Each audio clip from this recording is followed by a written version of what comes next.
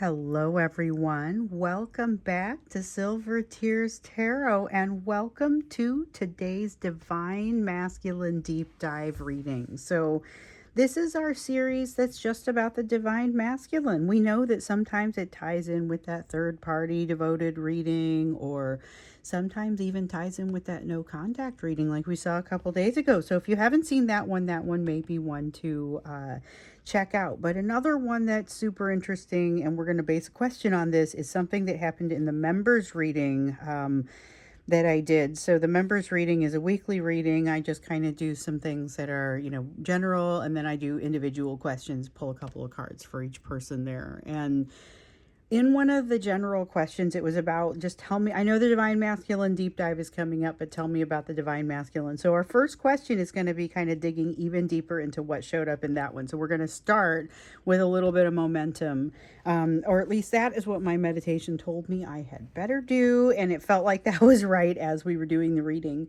So I'm going to go ahead and jump in. We got the Black Tarot for you today, and then this is the Fairy Tale Tarot, and then we have the Soul's Journey when it comes time for the Oracle. So we're actually going to start out with your Oracle today, as usual. Just kind of getting you an idea of a place to start. This Oracle is particularly good for, here's the lesson that you need to look at. And not to disappoint, here we go. We got the first card that comes out is Trust. I accept that my inner voice will always guide me correctly. And this is an important one. This is something that as you're navigating this situation with this Divine Masculine, as you guys are working through the difficulties of trying to be vulnerable, trying to expose the things that need to be exposed and hold on to the things that need to be held on to, it's just not easy work. And trusting that inner voice is going to be a big piece of it. So let's dive in a little bit more with this Divine Masculine. We're looking into their general energy because first off, we had some interesting things show up in that members reading, and secondly, it's a little different from what we had in the last Divine Masculine members reading, or the last Divine Masculine reading. So when you look at what's happening with the Divine Masculine, a week ago, they had pent-up energy that had to go somewhere, but it wasn't really going anywhere. They weren't letting themselves do anything with it. There was a lot of holding themselves back. There was emotion coming out, trying to hide that, not have to deal with it. It's like they were choosing to do a bunch of numbing instead.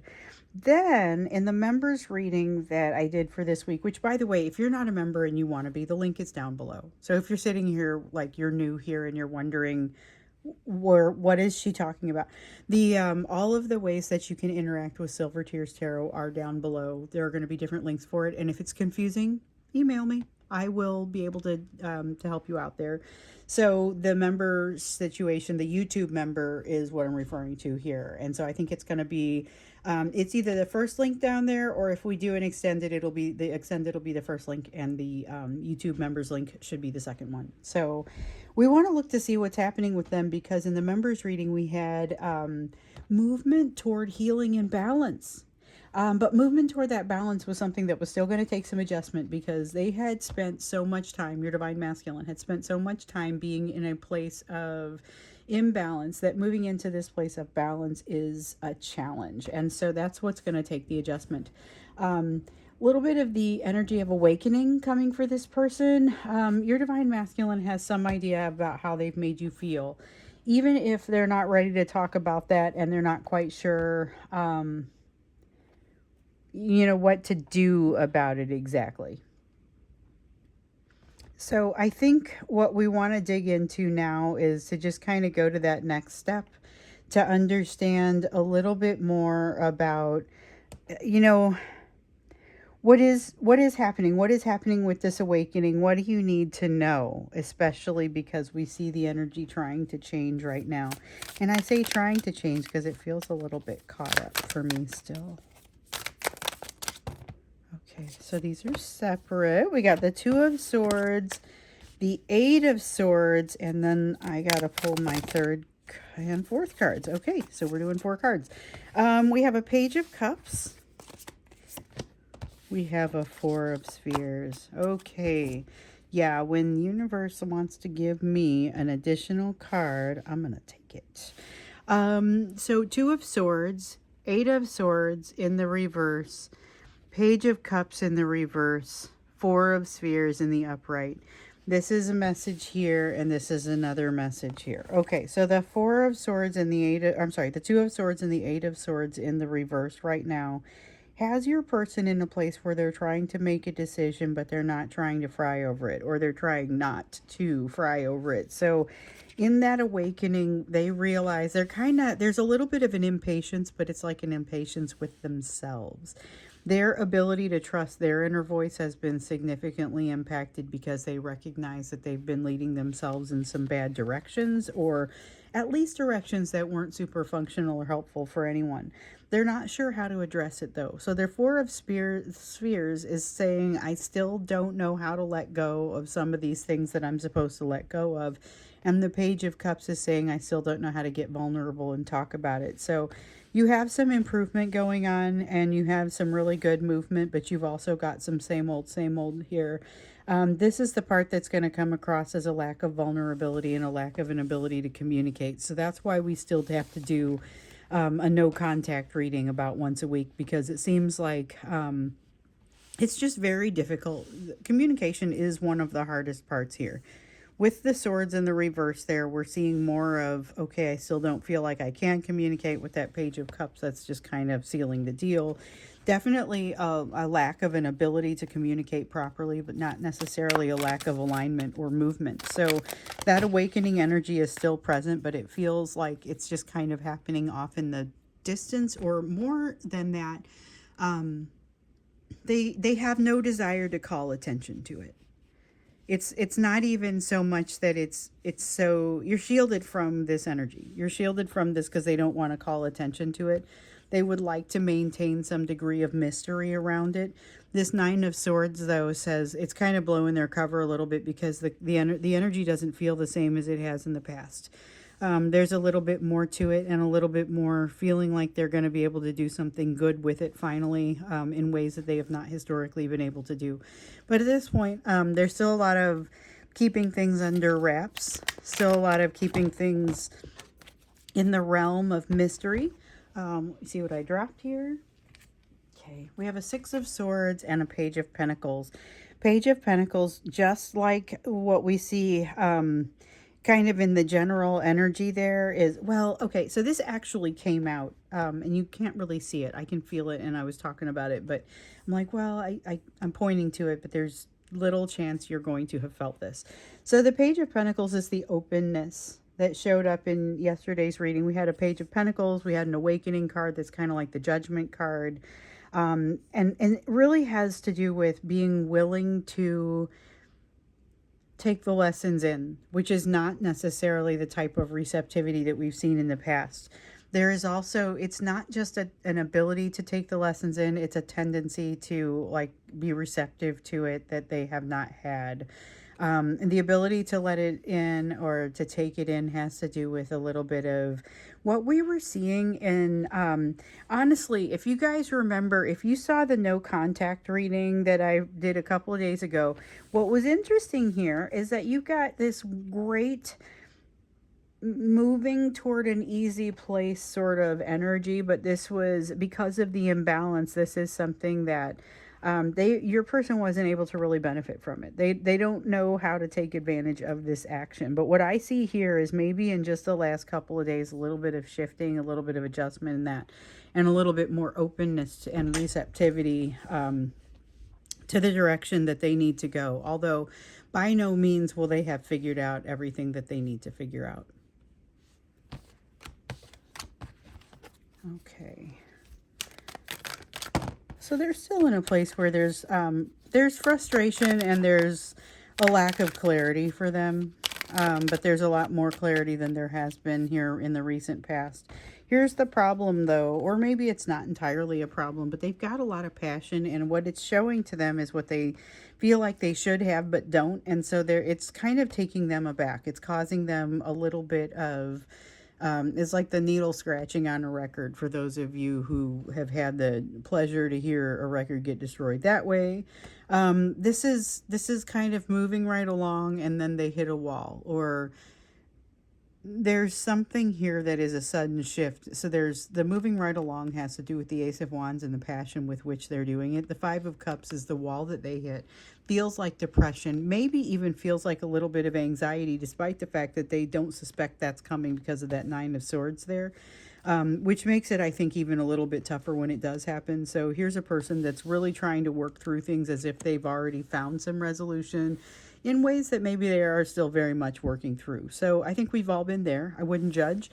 It's a matter of thinking that you're farther along than you are. So here's a person that is seeing some judgment, having some judgment, experiencing some judgment, being able to see a little bit more of the way that they've made you feel, being able to think about it. And so they think, oh yeah, I've got some things figured out, and that's where they hit the wall. And they're doing it repeatedly. So it's kind of an interesting thing, causing them to feel a little foolish, which we see coming in with that Fool card in the reverse. So this is not one that talks about moving into uncharted territory, more about how they feel. That's the aspect that wants come up there. So there's a lot of humble in this. There's an awful lot of humble, and I still, though, so I think I'm gonna sub in a next question here. I wanted to understand a little bit what you can expect from them.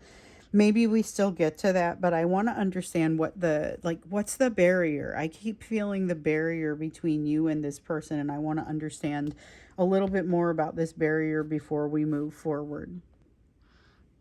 Yeah, it's almost like they get overly confident, and that's when they hit the wall.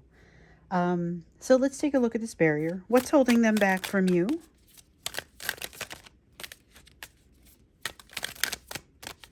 What is holding them back from you? Two of Spheres. I'm getting keeping up with the Joneses, looking imbalanced, showing the imbalance, not wanting to show the imbalance, not wanting to look like there's anything wrong, not wanting anybody to suspect them. Three of Swords, feeling like they've learned something that causes them to remain distance. They've learned something that, gosh, we get 4 cards again. They've learned something that engenders within them an additional amount of, I guess, protection, wanting to protect themselves, defensiveness, different level of defensiveness. So you have a Seven of Cups here, not understanding the options going forward, and the Seven of Swords, feeling like they're being watched. So here is where we got some of that interaction, I feel like, is coming in from that third party. So we'll probably see some next steps or some resolution as we get into that. We saw a little in the no contact reading as well. But there's something here that seems to be impacting them around the third party. And so remember, this is a third party they don't want to especially deal with. They're tired of it. Okay. You're the escape route that they don't know how to access. Okay. So their engagement level here is not high either, but there's historically been a lot of not wanting to create waves because it makes life more difficult for them. So we do still see a little bit of that not wanting to create waves in there, but I feel like that's one of those things kind of been coming and going. The only thing that kind of keeps them from creating more trouble, I want to say, for this situation is that they recognize the more issues they create in this situation that they're in, which in most cases we would characterize as a third-party situation. If you are party one and they are party two, something else out there is creating some of that energy. That's third-party energy. So it can be work. It can be whatever. I mean, it can be a person. It can be a circumstance. And there can be more than just the one. So it's a situation with the Seven of Swords that we see kind of front and center that I feel like connects these readings. But they don't do something drastic because they know with the Lover's card here in the reverse, it's going to reduce the amount of choices that they have. So interestingly, we got this Nine of Wands coming in here in the reverse, and I was feeling it. I guess I'm feeling it both ways, but I was feeling it very much with the defensiveness in the upright. So the thing is that it's like they want to allow themselves to have that vulnerability, but they aren't able to release that muscle. Because if they do, then it's going to create some sort of risk, elevated risk, or possibly something that happens with the third party that they don't feel like they can trust. And that's a big part of what this Seven of Swords is telling us. It's that lack of trust in the third party energy, or the energies that are around them, which are probably going to qualify and probably show up when we get in to do that third party reading. So I don't know if that's the next one we're doing, but it kind of starts to feel like it needs to be. We've got the Eight of Swords and the Devil card here in the reverse. Interestingly here, the Eight of Swords has them especially tied up in their own mind right now. So they're trying to keep this air of a lack of anxiety. They're trying not to think about things too much, want to make sure that they can kind of hold off on things. But this is like it's under the surface, and it is creating issues because they have more options than they previously had. So we have been seeing this Devil card coming out in the reverse. I've been seeing it come out in a lot of readings here lately, whether it is personal or whether it is the readings for this collective. And one thing that I will say about it is having lots more options does not necessarily make things easier for anyone. Two of Swords, once again, got to make a decision. Got to make a decision, and that is part of what the issue is. It's like literally A or B, and they are not making the decision because it's not that simple. They don't truly understand the opportunities that are in front of them. It's feeling a little nebulous for them, and it's partially because of this lack of trust that they've got going on here. So we have here the Seven of Cups options once again, but look at this. You see all of the kind of smoke here, that kind of the cloudiness that makes these options less easy to understand. That is definitely a contributing factor to the challenge that this person is having. Oh, and then we get this too. So here's the thing though. We've got the Knight of Swords. This is, remember how in the no contact reading, it was this person is kind of boiling under the surface but not allowing anything interesting to happen.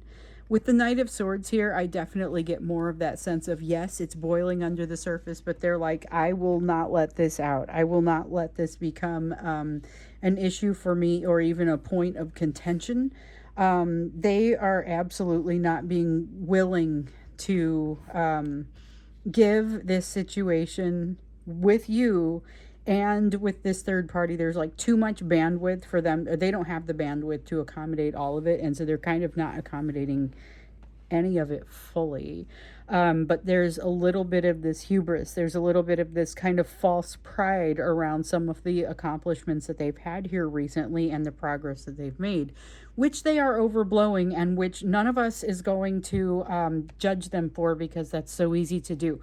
To think, wow, I made some really good progress. Yeah, that's all right. I can handle these lessons. What else you got? And then you get knocked flat on your booty butt. And that's the sort of thing that's happening to them here. So when we look at a little bit of what's holding them back from you, it's about them not being sure of that path forward, not wanting to make any real decisions, and being the fear of wanting to hold things together, and the lack of trust that they have for some of the environment or people, situations within their environment kind of holds them back, which is definitely at odds with this Knight of Swords that wants to rush forward and do. And this is about, no, hold on, you better not do, because you're going to create an impasse that you don't know how to get past, yet another impasse that you don't know how to get past. So, okay, one of the other things that I wanted to get into here, as we got into the Divine Masculine reading, I've been getting an awful lot of notes lately about these people being in your dreams, even though you don't dream about them. And I'm having it too. It's just really interesting. Let's see what's happening in your energy right now that's causing all those dreams. So I think that's really kind of what I want to get at. I think that's the question. What is happening between you and the energy right now that is causing all these dreams? And for some of you, I get that it's not dreams, but it like knocked on my door for a solid 2 weeks before it turned into a dream. And then the dream was weird. I don't know what it meant. So let's see what's driving it. We've got a 10 of Spheres in the reverse, an Ace of Wands in the reverse. Oh, hold up. And then we've got the Empress coming up in the reverse. And is that it? Did I miss any other ones? Because that Empress one was missed. No. Okay. All of these coming in the reverse. And just a quick reminder that something being in the reverse does not necessarily mean that it is bad. The way that I read reversals, it simply has a different meaning in a lot of cases. Or sometimes that meaning is the opposite of what it is in the upright, but that's not necessarily a bad thing. So, for example, that Seven of Wands or the Seven of Swords that we have over here that shows that something kind of untrustworthy is happening around your person, that's one that sometimes we really like to see in the reverse because it can mean something about honesty or a situation that is a little bit more stable. So it just kind of depends on the situation. So we got a bunch here in the reverse. The Ace of Wands in the reverse I don't especially like because it does feel like self-destructive, kind of self-destructive energy. And so I feel like this is a little bit of self-destructive energy, but it's mostly just energy that's not very well thought out. The Empress energy in the reverse is weird because the surge in your energy on the divine feminine energy is palpable and real. So that's something that I think it's almost as if it's like a comparison or a shift in the balance between the two of you. So I've often talked about it, but you've got to have that masculine and feminine energy balanced within you. And then you balance it across your relationships, which is going to be a little different per relationship, but it's also going to be a little different as things change with a person. You've got a person that's changing significantly. You are also changing significantly. Some of that shifting is getting your attention. I think that's where some of the dream is coming from. So that makes a little bit more sense now because what a couple people have said is that it feels like the roles are reversed in the dream a little bit. Ace of Wands, self-destructive behavior is kind of what's bringing you together, but not necessarily that you're doing anything super self-destructive. That's not nearly as active as I was worried that it was when I first pulled it. Ten of Spheres here. This is a lack of ongoing structure. So it doesn't necessarily mean that something is going to change, but it does suggest that there is some pretty significant potential for change in this situation here. So let's see what we got.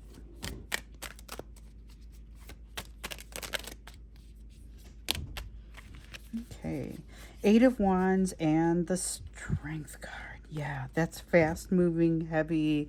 It's like being in a river with undertow. There's a lot happening beneath the surface. So this is fast moving energy, a lot of energy. But if you've ever stood above a river, like look at a bridge, look down from a bridge, one of the things that you'll notice is that there are these little eddies in the water and they look relatively like the water's going by. If you're really up high, looks like the water's going by kind of slowly.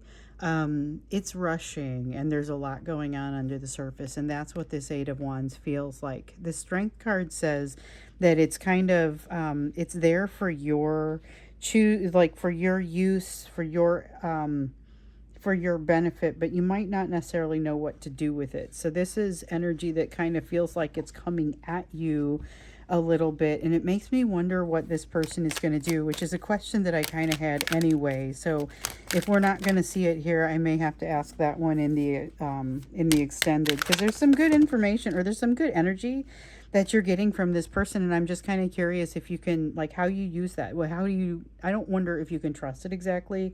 Maybe I do.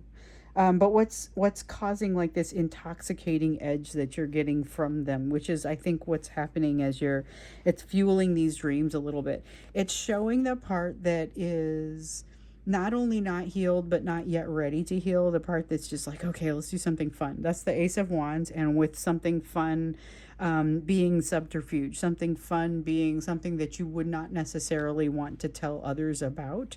Or even a feeling like, I just want this person to call me, where you're like, no, I don't. I mean, if you really don't feel like you want that, but just, this is that sense of weakness, that sense of let's just eat junk food. It's that kind of thing, but it's eating junk food of the soul. Knight of Cups. Junk food of the soul is like the energy that's in between you right now. It's the junk food of the soul. Like, it's self-destructive, but it's not going to kill you right this minute. It is the junk food of the soul. I swear that is truly the sense of what's happening between you right now. So it makes for some pretty fantastic dreams, but it's eventually like you're going to want to go ahead and move away from that, because the thing is, you may have this person contacting you based on the energy that's coming out of these dreams, but it's not necessarily going to be like they're half-baked. This is a person who is still coming in half-baked. I never quite know what to think when we see this person wanting to come in half-baked, and thankfully a lot of them choose to stay in that no contact situation, because frankly in a lot of cases there's more damage done here. This type of energy has the capacity to create some unsavory experiences that you have to dig yourself out of. The Eight of Cups here has to do with kind of moving into new territory. So watch out, because if you do move into some new territory, you may find it a little bit more difficult to navigate with the new lessons that both of you have learned. Don't make any sudden decisions, because this is the energy of something sticking around long enough. Oh my gosh. Something sticking around long enough to get your attention. And so that it's like they're sitting there doubting themselves and saying, I really shouldn't be doing this. I really shouldn't be doing this. And waiting outside a place they know you're going to walk out. And then saying, I really shouldn't be doing this. And right as they say, I got to stop. I got to walk away. I got to not do this. That's when you walk out. That's the kind of energy that comes up here. And then they're like, shoot, now what do I do? You know, I mean, I feel like that's kind of what you're dealing with in this energy. And so this is why I'm saying I kind of hope that they keep it to themselves a little bit, because it's going to take, it shakes you up, but it does not give you a whole lot to work with, despite the fact that there's been progress here. So I'm very happy with that awakening, very happy with that feeling that they have a little bit more of an idea of where they're at, what they're doing. That awareness is definitely positive. But over here, I'm seeing an awful lot of, I'm running around doing crazy things and I don't really have a big plan. And this is that junk food of the soul type of behavior. So let's get in a little bit deeper when we go into the extended and find out what that behavior looks like. And then I also, like I said, there's some really good energy coming from them over here. We see what's causing we see that there is a real intoxicating kind of edge there. So let's see maybe what's causing it and how much of that good energy you can trust. So that's what we're looking at when we get into the extended. That will be the first link down below. And then of course below that is how do you join as a YouTube member if you are so inclined, and you can read about it and you can ask questions and I will be glad to talk to you. And you can also join as a collective, like we've got a collective group on Facebook that is, it's called the Inner Circle. The Silver Tears Inner Circle. Has no cost, but you do have to answer a couple of questions to get into there. And if you want to join us there and be able to talk to like-minded people, that's what you have. I do get in there and interact sometimes, but I mostly leave that space for you guys, or at least that's the way I've been going. We'll see how it goes. So I'm going to go ahead and jump into that extended, look a little bit at kind of behaviors you might be able to expect and some of that junk food of the soul type of driven behavior, a little bit more of what's causing that intoxicating edge and what of this you can trust. So that's what I'll do, and I'll see you there. If not, I'll see you again in the next reading.